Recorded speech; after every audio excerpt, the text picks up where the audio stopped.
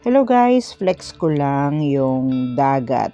Ayan, yung alon, yung dagat. From our province, Marinduque to Lucena, Talaw-Talaw Port or Pier. So yan guys, yung alon. Magtataka kayo bakit parang ang lapit-lapit ko sa tubig. Actually, nasa baba po ako nagvi-video doon sa pwesto ng mga sasakyan. Kasi hindi kami umakyat kasi kasama ko ang ate ko at saka ang nanay ko.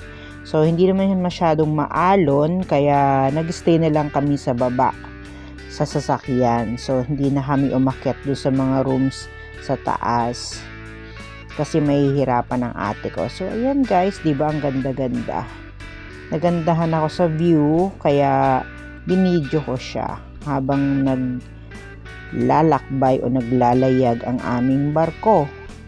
So, ayan. Piniflex ko lang sa inyo. Diba parang ang lapit-lapit ng tubig sa akin. Yan guys. So, thank you for watching. Bye!